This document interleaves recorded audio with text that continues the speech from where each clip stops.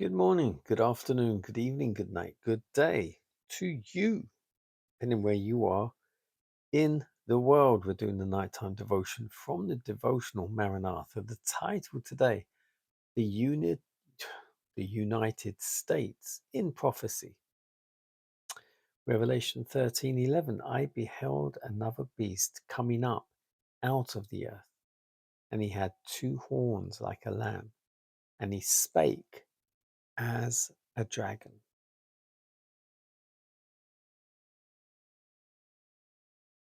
One nation and only one meets the specifications of this prophecy. It points unmistakably to the United States of America. Here is a striking figure of the rise and growth of that nation. The lamb like horns, emblems of innocence and gentleness, will represent the character of their government as expressed in its two fundamental principles: Republicanism and Protestantism. The Lord has done more for the United States than any other country upon which the sun shines. Here he provided an asylum for his people, where they could worship him according to the dictates of conscience. Here Christianity has progressed in its purity. The life-giving doctrine of the one mediator between God and man has been freely taught. God designed that this country should ever remain free for all people to worship Him in accordance with the dictates of conscience. He designed that its civil institutions, in their expansive productions, should represent the freedom of gospel privileges.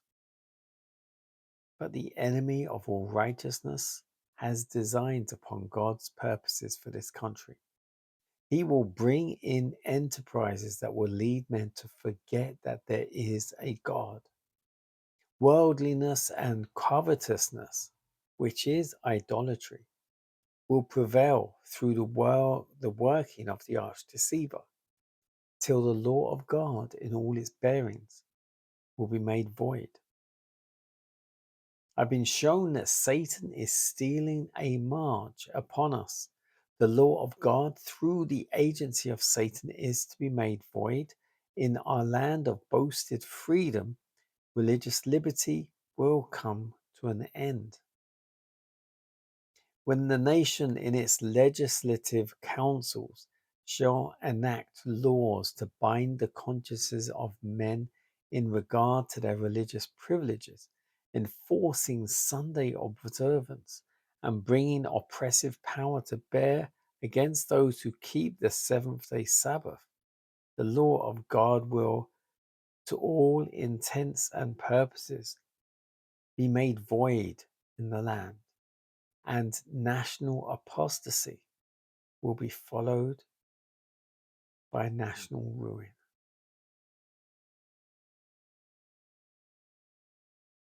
The title again, The United States in Prophecy.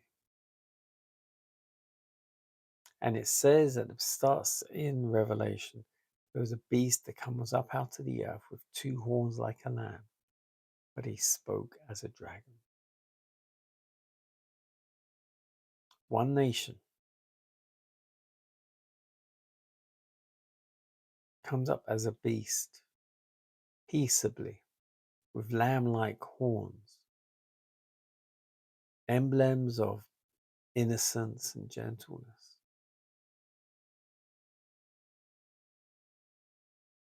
There's two fundamental principles: Republicanism, Protestantism.